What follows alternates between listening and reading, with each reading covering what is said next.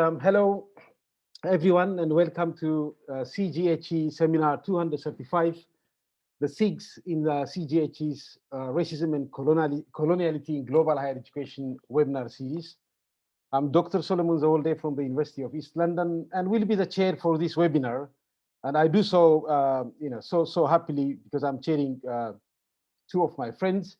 And today we'll be hearing from Dr. Chrystal George Mwangi and Dr. Christina Yao on race, nativity, and identity, engaging on equity-driven approach to international research. Dr. Chrystal Mwangi is an associate professor of higher education at George Mason University. Her scholarship centers on structures of opportunity and barriers impacting on how students access and navigate college, higher education internationalization, and inequity or equity, African and African diaspora populations in higher education. She was a recipient of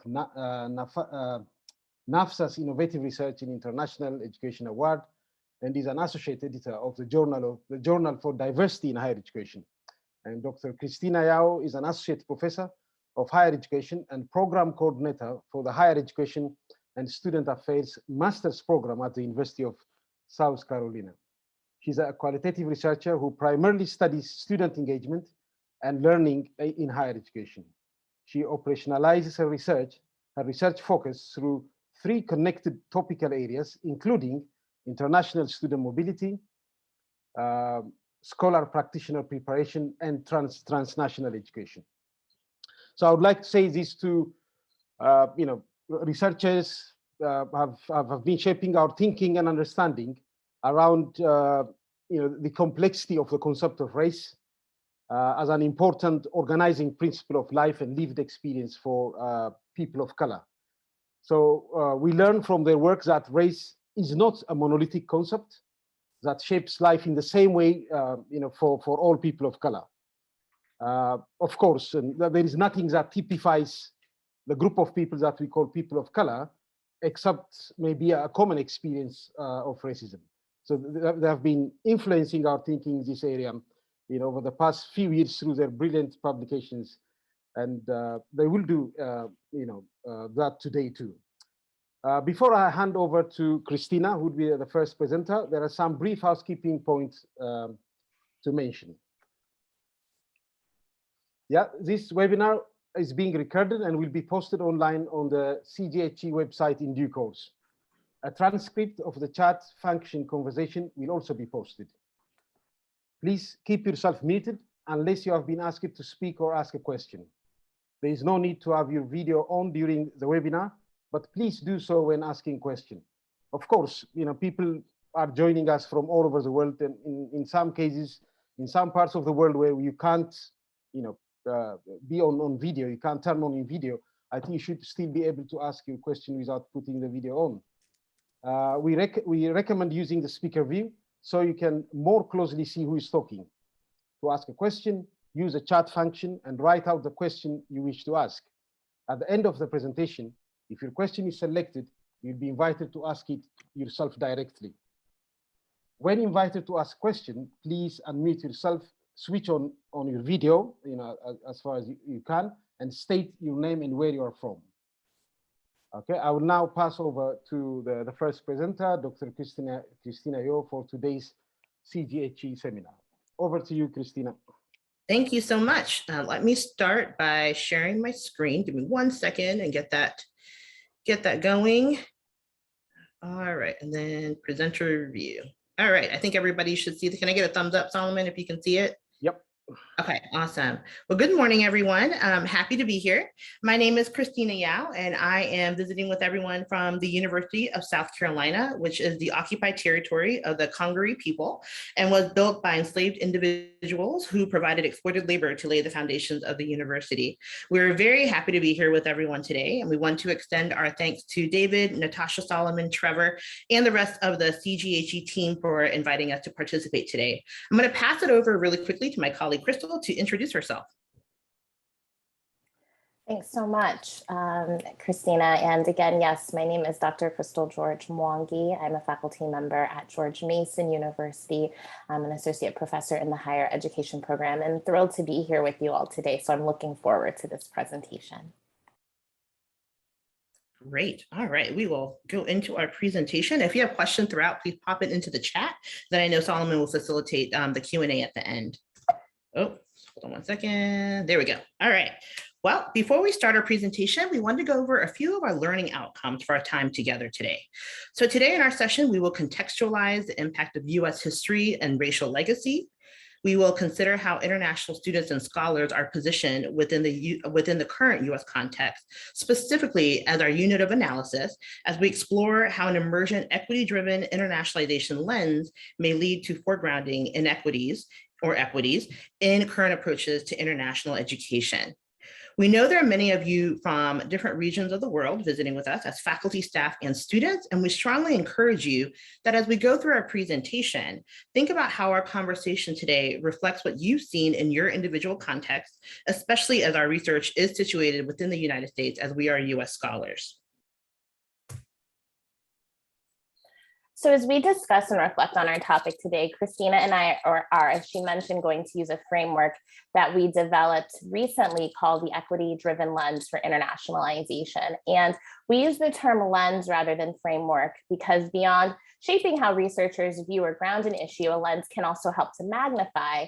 And in our case, we're hoping that this lens or tool helps to magnify issues of equity and inequity in higher education internationalization.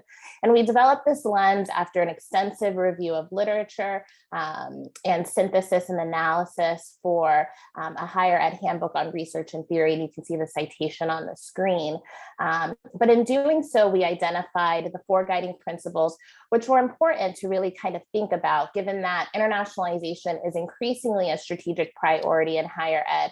But researchers, including ourselves, have talked about how internationalization is not inherently just a good practice, that we really need to interrogate and think about issues of equity and inequity across things like international student recruitment, cross-border partnerships, education abroad.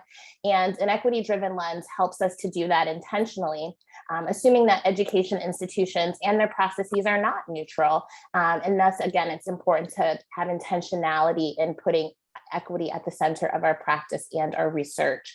So within our illustration, you see a piece of yarn, which we use as a metaphor for illustrating that internationalization is typically viewed as this kind of singular thread, this singular umbrella kind of broad term that can really overshadow its complexity.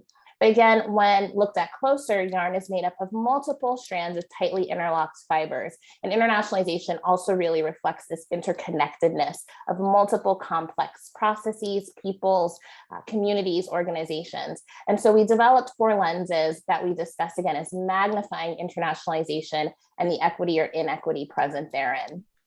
So in the next slide, you'll see that we've placed the four guiding principles there just for easier readability. And we'll go a little bit deeper into them by using them to organize the rest of our presentation.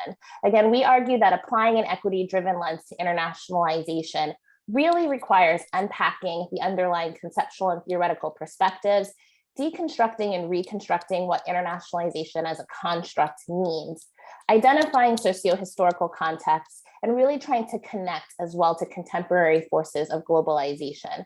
By doing that and engaging in that, we're going to apply a specific example to help further kind of elucidate this lens. So there's going to be a research example that we'll be using throughout the presentation as a means of showing the application of that framework, and Christina's going to go into that next.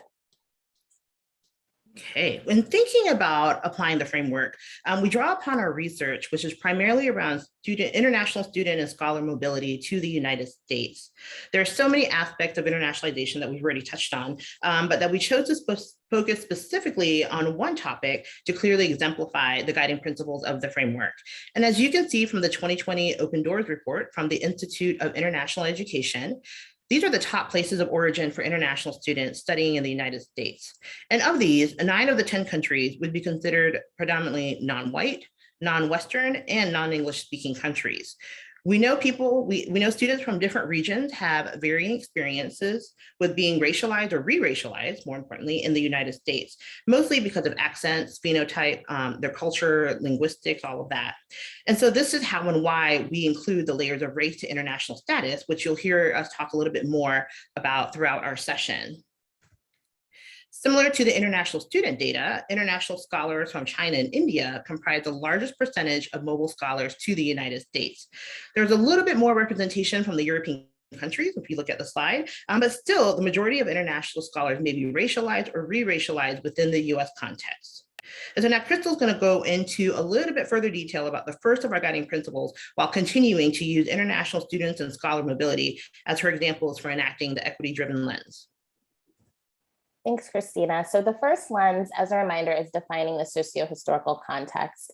And again, we are situating international student mobility and recruitment to the US for this particular example. And the US has always been a site of internationalization, globalization, colonization, and domination of people, land, and ideas. And we argue that current research really cannot be divorced from social and historical events and ideologies that really continue to inform contemporary approaches to international education, research, and practices. And we believe that scholars can pursue equitable approaches to internationalization research by considering the socio-historical context and how these contexts serve as foundations for current internationalization research and strategies. So in thinking about this, we really suggest using this socio-historical context guiding principle as a tool for critical knowledge production that acknowledges and engages with the past. Some questions one might consider, a scholar might consider when conducting research in this area might be, in what larger structures, systems, values, and history is the internationalization practice that is being investigated embedded within? Or how do social, cultural, historical, racial, economic, or political factors, as well as local and world events influence how internationalization is enacted in my study? Or, how do socio-historical events and contexts affect and inform the selected research approach that I've chosen? By engaging in questions such as these, scholars might approach internationalization research in ways that really interrogate how prior actions and ideologies permeate current approaches to research and scholarship. So in terms of applying the framework, we wanted to start by sharing a bit about the US historical context of racism that again continues to impact our society today, as well as where international students kind of enter into that context in contemporary times. Race and racism were predominant tools used in the construction of US society, and this was done predominantly through settler colonialism, in which indigenous peoples and cultures were attempted to be eradicated through various forms of displacement, religious conversion, and genocide. And then via transatlantic slavery, where Africans were brought as enslaved and classified as chattel rather than wholly human. This history really solidified race as a characteristic that was used to create and continues to perpetuate societal stratification via systemic racism. Thus, in the US, one's race is or could be considered a master status, which is an identity characteristic that is always salient because it determines one's social position as well as rewards and resources from society. Regardless of what master status a person identifies with, it's often largely due to interactions with the external environment. And then that external environment shapes how we see and understand ourselves and our relationships with others. In some instances, a person's master status can change over the course of their life. However, a racial master status in the US is nearly unchangeable for individuals. This is again because of the history which led to the development of a racial hierarchy, with those considered white at the top and all other populations considered of color positions beneath. Now, who was considered white and of color has evolved in certain ways over the centuries, but the idea of stratification due to race has not. Whether via laws or societal norms, race is a status determining trait in the US, and racism in the US is in contemporary times reflects historical racial stratification, which emphasized the Black-white racialized binary. Yet this racial stratification has and continues to be complicated over time, particularly by migration and mobility. So in the next slide, you'll see a quote, and we'll be sharing quotes here and there from our own research, because when we do apply a racialized lens to international students' experiences, we see the presence of race and racism in their lives along with its complexity. So this is a quote from an international student to the US from Trinidad, which really kind of illustrates this. And the student, thinks that being international, being Trinidadian, could protect him from racism. He says, I know I'm Black, but that means something different in the States. And he's had family members tell him to remember when he's in the US to have people know that he's not American, that he has this foreign status, because he thought in some ways that that could be protective for him.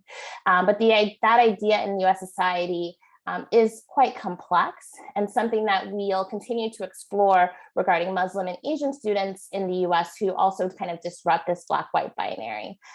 But at the end of the day, in much of the early research related to international students in the US, racism wasn't even really considered within their experiences, as this was typically reserved for American racially minoritized students. And this historical, conceptual, and theoretical lineage of international student research really centered assimilation and frameworks like coping, which can silence their experiences with racism, neo-racism, and racist nativism. We know that race and racism in the US is complex, and it intersects with religion, gender, language, and national origin. We see this in the Islamophobia that permeates so much of society, which is heightened since September 11th in the United States, which has had quite an impact on Muslim students and scholars in the past 20 years. Islamophobia is the fear and prejudice towards Islam and Muslims that results in discrimination and oppression. And most importantly, it is a system of both religious and racial animosity that is perpetuated by individuals, society, and political structures. And despite the promise of freedom of religion in the US Constitution, Muslims in the US face multiple levels of bias, as evidenced by the US Patriot Act, multiple travel bans, and discourse that is evident in daily conversation, media, and entertainment that leads to stereotyping and discrimination, which most recently we've been hearing a lot more in the rhetoric regarding the people of Afghanistan after the US removal from Afghanistan. We also cannot talk about race and racism especially during this past year, without connecting to Asian history in the United States, which began with the arrival of Chinese and Japanese immigrants, primarily for labor reasons and settling on the West Coast. Their arrival caused significant racism and hostility from white Americans at that time due to perceived employment competition. And the US government also explicitly discriminated against Asian people and their policies and practices in early history.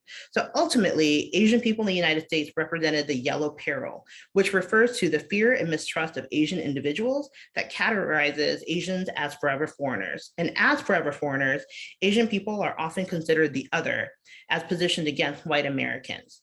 And since the early 19th century, Asians have been identified as being unable to assimilate and cause competition, disease, and immorality, with the disease aspect most evident during the SARS outbreak in 2003 and the recent COVID-19 pandemic.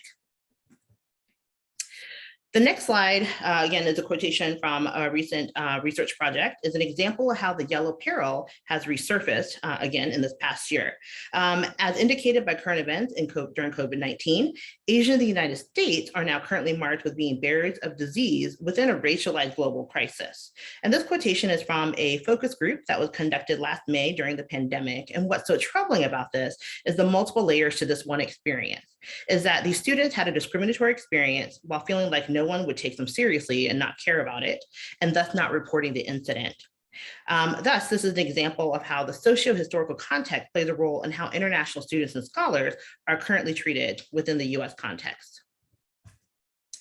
So our next section is about connection to contemporary forces of globalization.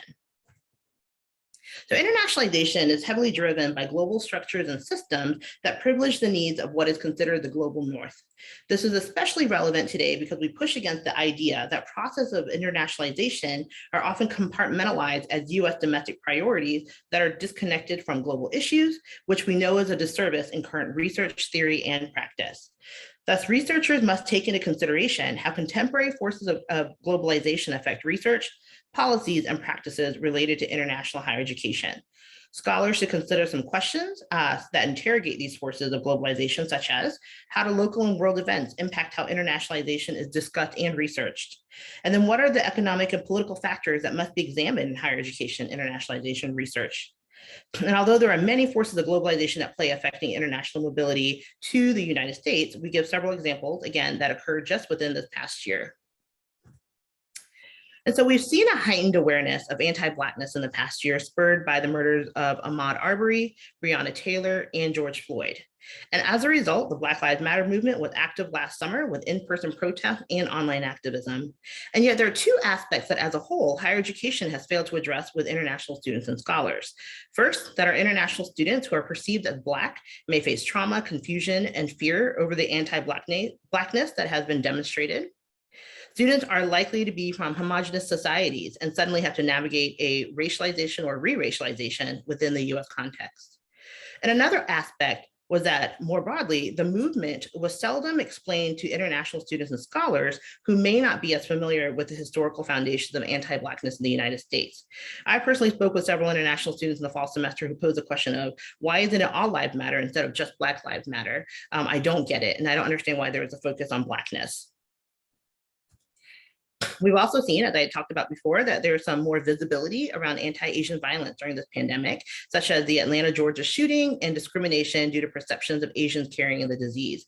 And even in this past year, we've seen over 2,000 reported incidents against Asian Americans, and that, that overall 58% of adult Asians find that anti-Asian racism sentiment is more common during the pandemic, and that 31% of adult Asians have reported being subjected to anti-Asian slurs or jokes. And we recognize that anti-Asian sentiments have always been rampant around the globe, also because of the pandemic. That is not unique to the United States. We've also seen many iterations of policies and laws that affect international students in the US, often bringing feelings of trauma and insecurity.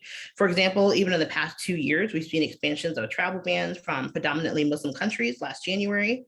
And in July 2020, a policy that was later rescinded was announced that international students could no longer be in the United States and remain as fully online students, even during an active pandemic.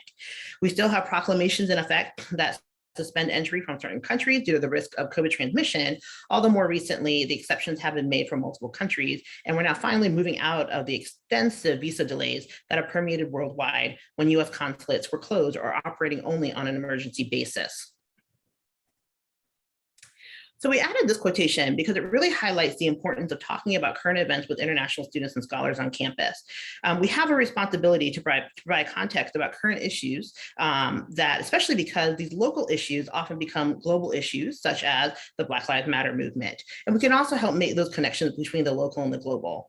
So for example, I'm located in the Southern United States, where there have been many, many debates about Confederate statues on campus. But there's global connections, such as the Rose Must Fall movement in South Africa. And rarely do we make these connections explicit for our students and scholars, or nor do we make them explicit and connected for most of anybody else in the United States. And so we have to be very aware of these global connections in order to engage within a more equity-driven lens for internationalization. And then we also have to broaden the localized perspectives of our domestic students, which is why it is important to connect these forces of globalization in international research, theory, and practice. So the next lens focuses on constructing and deconstructing internationalization, and the language used in internationalization research and the meaning ascribed to that language, whether explicitly stated or implicitly assumed, has power to shape how internationalization is then understood and enacted in practice, policy, or research that builds upon a study. So we encourage researchers to really move beyond implicit assumptions of internationalization and engage greater nuance in how it's constructed in research towards the goal of equity-driven scholarship. The overarching idea is for scholars to question who gets to decide what counts and who counts as internationalization on an individual campus or in internationalization-based research, rather than just accept the status quo of what is included, excluded, or defined.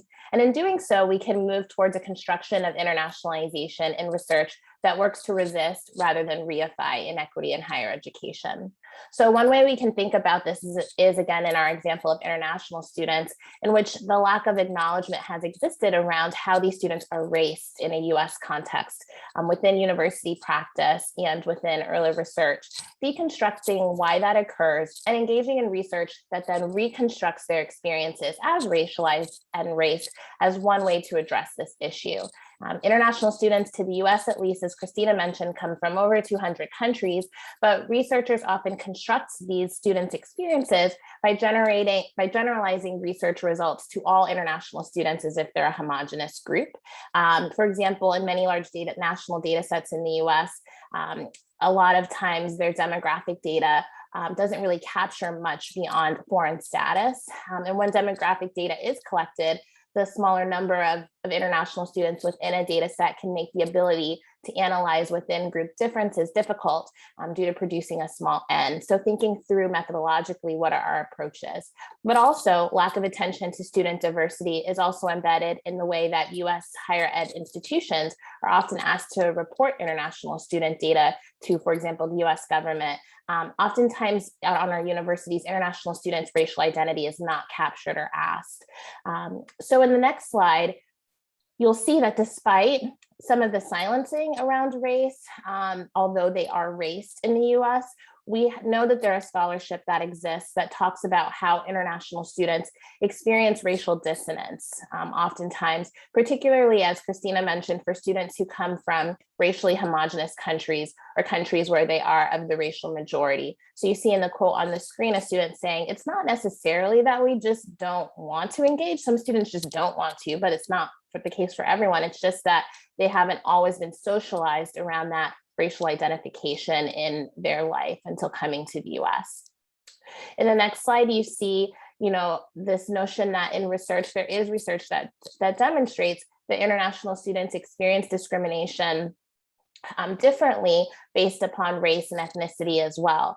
The student's quote on the screen talks about not just being foreign, not just being African, but being Black, and how all of these things, being a Black person, they think I'm lesser. On top of that, being African, and I'm even lesser. And the fact is that it's not just solely students of color, quote unquote, are international students who are raced, but also students who are raced as white that are international in the US. The racialization process happens to everyone in that context in some way. It just shows up differently. Next, international students experience racializing and racist experiences that can include social isolation, being called racial slurs, and other forms of harassment due to their race and the intersections of other identities. So the quote on the screen is about a student trying to engage in group work in class, but this international student is experiencing kind of being iced out, experiencing students not wanting to work with them. And, the student says that's a signal. They don't tell you to go away or that we just don't want you, but they kind of, do this kind of thing where you can guess the reason why they don't want to work with you. International students also experience a negative impact on their college success and well-being, as racial discrimination is really found to increase homesickness and decrease learning outcomes, self-esteem, and engagement, as well as lead to greater stress, academic withdrawal, and self-isolation for these students. So in the quote on the screen, you see the student saying, it's depressed me a lot, more than it used to. Again, this kind of happens over time, sometimes for students as they're processing being racialized in the US. And, the student saying, I have had to figure out who I can share these things with. It's made me more on edge. However, again, we can really think about what is the process for these students and unpacking how racialization and racism impacts their experiences. So the final lens focuses on integrating equity-driven conceptual and theoretical perspectives. And an equity-driven orientation really guides scholars away from grounding their work in ways that reinforce internationalization as a values-neutral or indiscriminately positive process. One way to counteract values neutrality in research is through the use of conceptual and theoretical perspectives that enable researchers to critique and disrupt inequity, hegemony, marginalization that can occur within internationalization practices and research, as well as to identify and engage in the resistance of inequity, reimagining of internationalization, et cetera. Our equity-driven lens, again, shouldn't be used to solely replace the integration of, for example, critical epistemologies and theories or other relevant frameworks in future research. However, it does ask that researchers grapple with not only what internationalization means, but how they frame research problems to combat inequity. As scholars make decisions in how they ground and frame their research, there are questions that one might want to consider. How does my theoretical and conceptual perspective or methodological approach help me to foreground equity in who or what my research questions serve and center? How do these conceptual theoretical frames or methodologies guide me towards literature that resists values neutral and hegemonic internationalization or supports my critique of the literature that does? How does my framework inform my methodological approaches and methods to embed power and equity into choices such as research site, participant selection, and how I collect, analyze, and present data? And how do the frameworks and theories that I use support my integration of the larger structures, systems, values, and histories that internationalization is embedded within? So, as we've discussed in much of the early research related to international students in the US, racism wasn't always considered in their experiences. And this was typically, the talk and conversation around race and racism was typically reserved for American racialized minoritized students within the US.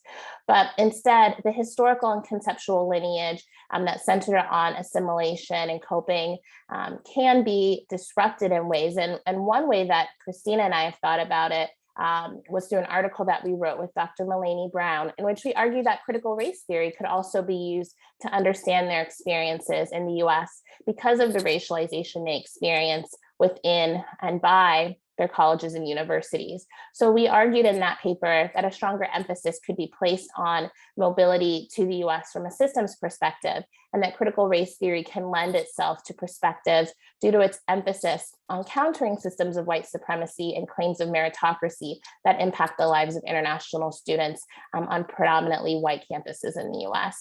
And it allowed us for a framing to investigate the privileged positioning of white American values and the assumptions of assimilation and acculturation of international students. There are also ways in which we can think about new frameworks and theories if things that currently exist as frameworks don't always work.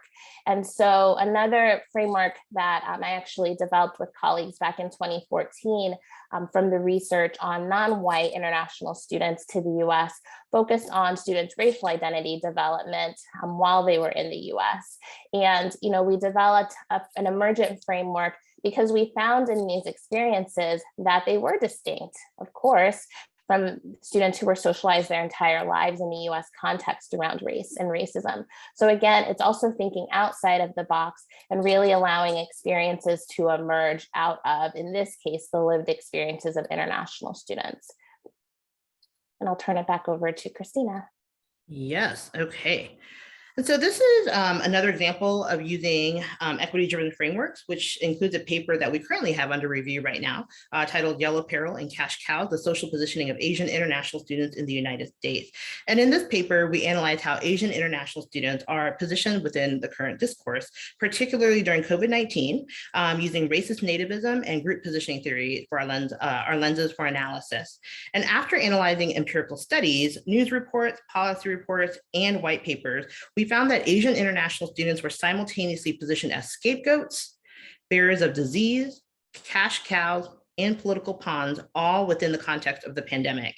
And so they were scapegoats who were blamed for the COVID-19 pandemic, right? They were the ones who brought the disease over to the United States. The population was blamed for, so they're also cash cows, right? There are also cash cows who provided economic benefit to higher education institutions, and also were served as political pawns that were used to force institutions to reopen their campuses, to stop the online classes, the virtual classes, in the wake of shifting immigration policies. And so overall, the pandemic exemplified the racism, xenophobia, and dehumanization that many international students experience, which we're able to unveil using a critical framework for analysis.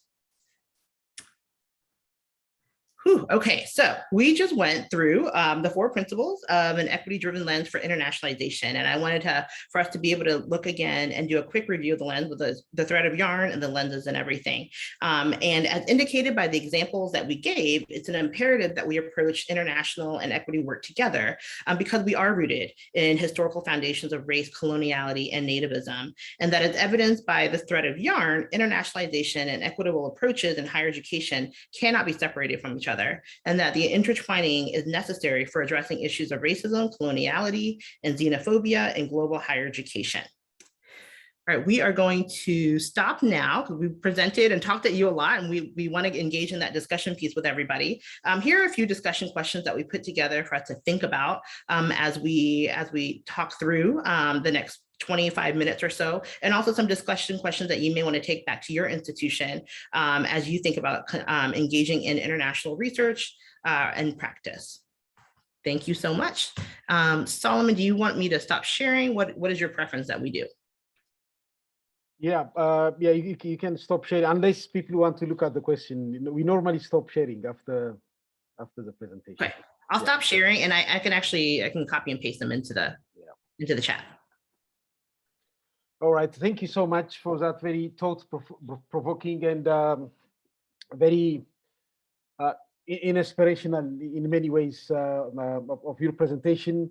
I think it's a call to action, and for all of us to look at international, research in the experience of internationalization or international students or student mobility in a new light, in an equity-driven lens, and a very powerful, and theoretically sound framework is emerging. Okay, thank you for that presentation, both of you. Then I will have a couple of questions here. I don't know if I should take the first opportunity to ask or let the audience start. Okay, but I will call on Natalie, Cruz first, and then Romina in that order. Please, Natalie, you can now ask your question. Hi, hi, Dr. Yao and Dr. George Mwangi. Thank you for your great presentation. I was actually thinking about it kind of globally in the experience of Black students and other students you are discussing today globally outside of the US, although I know your research is focused on the US. But my particular question was thinking about a lot of the research currently and that you've done looks at PWI. So what does this experience, through a racialized lens look like at not PWIs, but HBCUs, HSIs? Is there much research on that, or what are your thoughts on that? I can share a little bit. So I've conducted some research on the experiences of Black international students at historically Black colleges and universities, specifically around their sense of belonging at that institutional type. And, found that students still experienced some challenges around issues of race, but in different ways, not because of feeling as if they were not because of racial isolation or racism per se, but because sometimes they felt that constructions of Blackness on their campuses were solely through a US-based lens. Whereas Blackness is not like a monopoly of the US. It exists, you find Black people everywhere, but, and so sometimes that could be a challenge, but there were also openness on many of these institutions to also think about diaspora. And, many HBCUs have, if not most, have always had a level of global engagement, particularly with Africa and the African diaspora. So there's some research that I've done on that particular institutional context, although not the HSI or AntiAsian context. I don't know, Christina, if you have additional things to add. Not a lot. I just think that is definitely an area for future research that I think we all need to do, right? Is that not all institutional types are exactly the same. And even, not all PWIs are exactly the same, depending on the location, depending if it's in a rural environment or in an urban environment, things like that. And so what we know is that, when we think about international student and scholar mobility, it's very complicated. And even in, the way that we talk about it and the way we present it, to a certain extent, we essentialize the population, which I know is a limitation of even some of the work that we do. But definitely, I think there's a lot of nuance that we can add to the conversation. And I would encourage all of us, that we do that.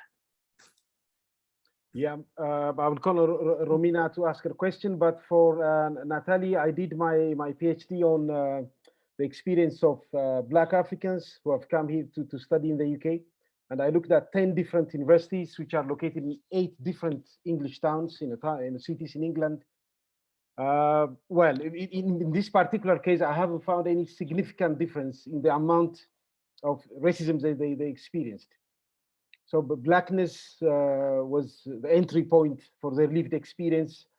And it's not, I haven't tested it statistically, which I don't buy into. I'm not a big fan, but from their stories, I haven't seen any significant difference. Of course, people who were Muslims, Black Muslim and women experienced more racism, okay, owing to that layer of, additional layer of identity. But it is a very interesting area of study, and to look at if experience of racism, marginalization, and discrimination differs by institution type or by all other sorts of differences. Yeah, thank you for that, Natalie. So Romina, you can now ask your question. Okay, hello, thank you. My question is, as I wrote about the Latino populations, and I know you haven't researched about that because your definition of international student is not about those that already live in the country, and therefore maybe that means that there are not a big number of students in your definition of international students, but they are an important proportion of the population in the United States, and it's difficult to define them as racially different or ethnically different, perhaps. So my question is how this population fits into this analysis of coloniality or equity, if we speak always about racial or ethnicity as the definition of being different, right? I think the implicit question in this question for me was also kind of questioning whether talking about colonial or decolonizing universities would be the most comprehensive term to refer to different forms of discrimination and exclusion. As myself, a Latin American, I have felt not necessarily discrimination, I have to say, but other ways of making you feel not equal, like patronizing. So basically what I wanted to know is, from your experience, how this idea of being Latino in the United States could be analyzed with your framework, where you use the idea of ethnicity and race. Yes, sorry. I'll pop in first, Chrystal, if that's okay, and then I'll pass it over to you, and I'll just speak really briefly. I think definitely that this could be applied to the Latino, Latina, Latinx community, especially when you think about mobility, right, and mobility and immobilities, and then also a lot of what we talk about is really about the assumptions of the broader U.S. society. And I think what's happening in the United States right now is that yes, there's a large Latino, Latina, Latinx population, but there still is that racialization layer to it, right? There's a layer of racialization. There's the issues of nativism, right? About citizenship and everything. A lot of the discourse is about, oh, you speak Spanish, you're not from here. You must have, did you cross the border illegally from Mexico? Things like that, right? There's a lot of that discourse out there. And I think definitely, when we talk about internationalization, I don't think we talk enough about how the term is actually complicated. When you think about that for the Latino, Latina, Latinx population, that there is a component of, for lack of a better word, of border crossing, whether it is real or unreal, right? And there's also the layer, which we could also use Latino critical race theory and thinking about the layers of language, right? The layers of citizenship. There's just multiple layers that we can look at this. But for sure, I think it could definitely relate appropriately, but definitely it can relate. Now pass it to Chrystal. Oh, sure. I mean, I think something, where you kind of started, Romina, was around, also where these students or Latinx students might fit into the conversation around internationalization. And, you know, we talk about in the chapter where this framework stems from, you know, that in a lot of internationalization research, we're talking about international/foreign students and these domestic/American students in very kind of dichotomous ways that really can create a false binary around students' global engagement and their transnational background. So, you know, I think part of this lens is to, you know, I talked about deconstructing and reconstructing internationalization. You know, what does it mean to use constructs like domestic or international in equity-driven internationalization research? How might the use of that dichotomous language kind of limit the portrayal of who is international and, again, who is where the monopoly is on, you know, how international do you have to be, where many people in the US context in particular that I'm speaking to are the children of immigrants or are immigrants themselves who are naturalized or have a different visa status than an international student, quote unquote, in the US. And those, you know, how can we kind of bring those students and their experiences into the conversations, as well as faculty staff around internationalization? Again, who gets to count, who doesn't, and why? I think it's not about just saying, okay, well, we have to define international students in this way, but it's truly thinking about how do things like a visa status impact a student differently? How does something like being, you know, having a transnational background, a background in which maybe you were born in the US to immigrant parents who are, you know, but traveled back and forth to Mexico or Costa Rica your entire life and then go to college, and how does that impact your experience, and why doesn't that really count in the way we think about how universities are globally centered? So I think that there's some troubling that the lens can help do. And again, you know, you mentioned decoloniality and things of that nature. And, you know, like I said, I think that there are lots of really great critical epistemologies that can be further used to investigate and engage around what internationalization means in higher education. Yeah, thank you very much. I actually made a screenshot of your slide when you talked about deconstructing the notion of internationalization. I think it's really very relevant to my concerns. So yeah. Thank you, Romina. Thank you, Chrystal and Christina. And that's again, another very important area for further research and discussion. My own experience when I came here to the UK, I was, you know, when I was admitted to the Institute of Education at UCL for my PhD, and I was given this title, home student, and in bracket it says only for fee-paying purposes. Okay, I'm a home student only for fee-paying purposes. Then I said, then what else am I for any other purposes? You know, then I need to go to the literature and see how students are defined, who is an international student, who is a foreign student. A lot of mess there. And it has a profound influence, you know, on you as a student. You know, it really dislocates you. So very important to investigate those language. So next in my order is, I think C. Sangar raised the question about terminology, but Natalie has answered it, I hope. But if C. Sangar still wants to ask that question, you are welcome. Otherwise, I would go to Akiyoshi. Akiyoshi, you can now ask your question, please. Thank you very much. My name is Akiyoshi Nezawa from Japan, and thank you very much. I learned a lot from the very, very important the discussion today. But I would like to ask, especially Christina Yao, how you think about the relationship between the current and past geopolitical tension between the East and West. For example, US and China in 21st century context, or the Japan at World War II.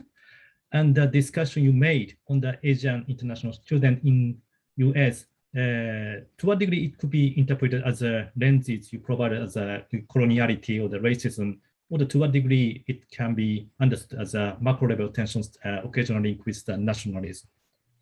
Yeah, I'll do a quick answer, and I think Chrystal also might have some perspective, but I mean, I think it has a huge influence on that, right? I mean, especially when you, again, we keep using the pandemic as an example, only because it's recent, and there were just so many things that happened out of this one one acute event, but you can even see when we talk about the discrimination about Asians in the United States, I mean, a lot of it is, some of that is that tension, right, between the US and China, some of the, that came out of that.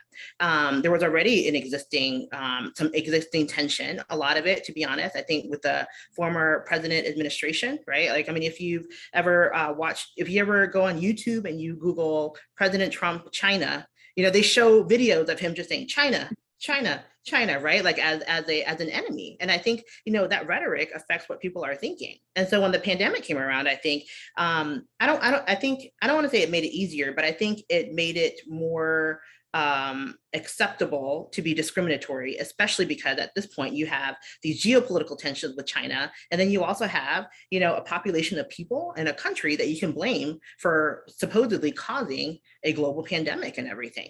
Right. And so I think that plays a lot into it. And we can even see it now, you know, that the geopolitical tension between the US and China specifically, you know, with a lot of the issues right now with the US government investigating Chinese American scholars or Chinese scholars in the United States about, oh, you're sharing, you know, secrets, or you're spies, or you're this and everything. And so we always see that kind of pop up and down, right? Like that certain people are treated certain ways in the US a lot of times because of these geopolitical tensions that are happening. Chrystal, do you have anything to add? Not sure if you did. Yeah, no, I would just say, I mean, I think it goes back again to the lens in many ways, right? This notion of really engaging around globalization, not just internationalization, but, you know, we noticed in a lot of the research that in our review of literature that studies often talked about internationalization as if it was divorced from all of these kind of globalization-based pushes and pulls, like geopolitics, like economic relationships between you know, the US and China, or some other, you know, other countries' relationships. So the idea of not ignoring those things, and again, also knowing that there is a socio-historical context to all of those pieces as well. So I would just add that. No, and I'll also pop in. Yeah, also pop in and add, I think especially when we're talking about nationalism, I mean, we could even take the United States out of this, right? I mean, I think about, you know, even so when we have students who are, you know, international students from China or international students who are from Taiwan, there's not a lot of mixing, or there's very careful conversations that happen. Right. So even when you think about the politics that are happening, even just in Asia, right, and how that permeates even, you know, feelings of nationalism with their own home country, and how that affects in their interaction and the relationships and the communities that they build, even in colleges and universities, I think has a huge effect on that too. Thank you. So I think that this is very, very interesting, and also especially for the people from outside of the United States, sometimes it is very difficult to make a good linkage between what you are talking as a main discussion today, and sometimes the kind of the national tensions explanations. So both are actually existing and both are important, but maybe we need to have some kind of a much more comprehensive discussion for the mutual understanding within a much broader framework. Thank you so much. All right, thank you. Thank you for that question, Kiyoshi and Chrystal and Christina. Now I have three people in a row, and let them ask, you know, all together at one go, and then you can answer to them. Sorry, I jumped Kelber to Zini. So Kelber, please ask your question. Then after Kelber, I will have C. Sangar and Stephanie, who has, you know, posted a comment. You can explain or say a few things about that. So Kelber, C. Sangar, and Stephanie. Hi, good morning, everyone. I guess my question now is changing based on the conversation, but it was very interesting when Dr. George Mwangi mentioned the term international student and how problematic the term is, because depending on the study, the term isn't defined, and we don't know exactly who are the international students they were referring to. And not defining actually contributes to discriminating this population even more.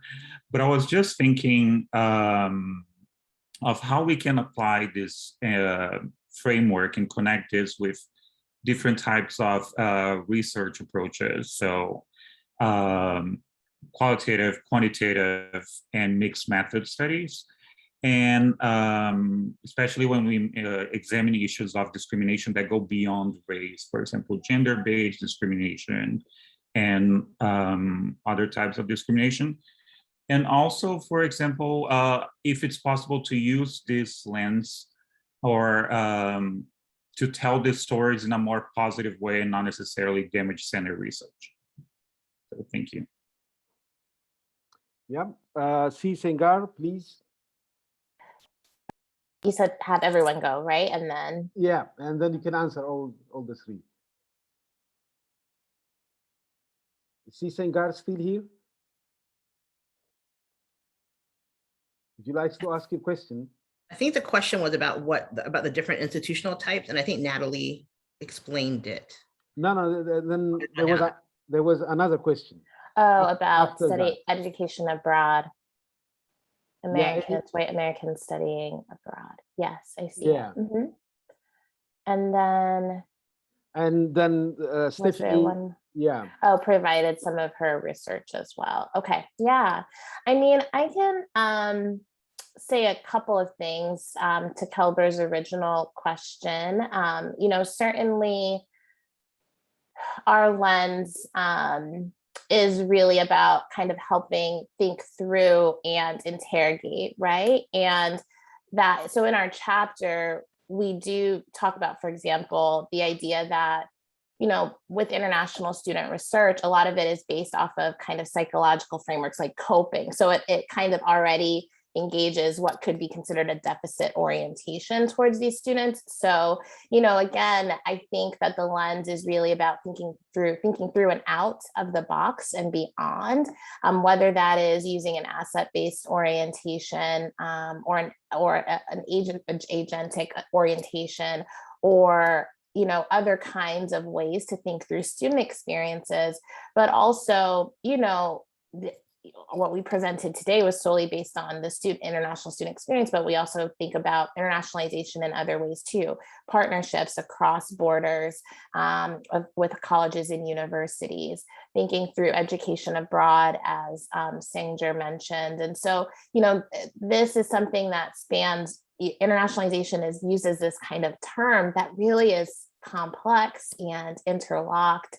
And I do agree, though, I think that it's important to consider how we are framing the research, but using a socio-historical lens, doing those things helps us to take off, like peel back the layers and stop just kind of simplifying everything. Because I think we're at a phase where we can move beyond now and take things a step further. So that's just some commentary.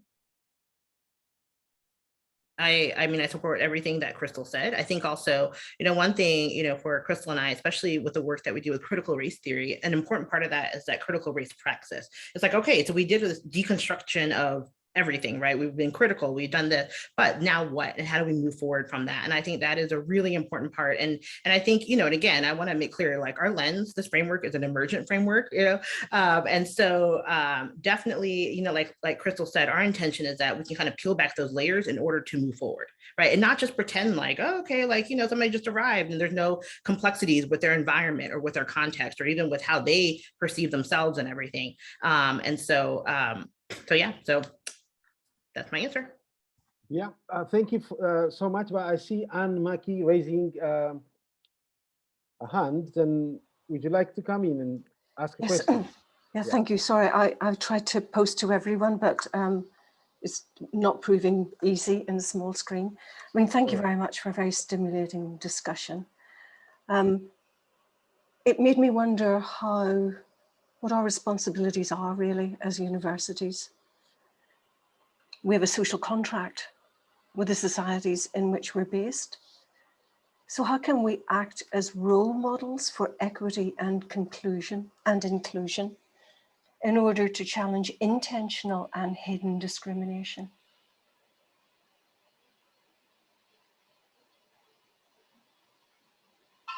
So that was my question. Yeah, I mean, I can share a couple of things. I think one is that, you know, the mention of a social contract. which exists, right, between higher education institutions around the world and the societies in which, and communities in which they're connected. But oftentimes, you know, we don't think, I think about how the social contract is is still dynamic. Yeah. And that it's not a static thing. So as we continue to see how, you know, societies are shifting and changing, and the populations that we say we want to provide access to into higher education are shifting and changing. Like, how are we intentional around how the social contract evolves to ensure that it's really capturing the contemporary times? Because I think that, you know, things continue to shift. And so I just would add that to the conversation. I think part of the intentionality is all kind of coming back to, like, what does that social contract mean in today's context? So anyway, Christina.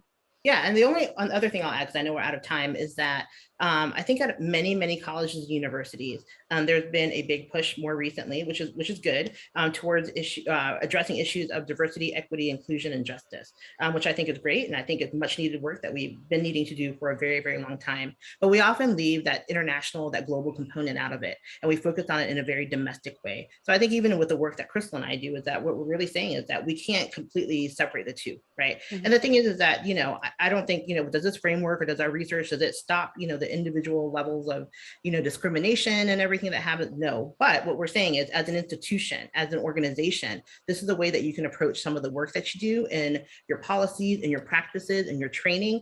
Kind of a first start for you to address a lot of these issues and be more inclusive of thinking about global perspective within the larger diversity, equity, and inclusion umbrella.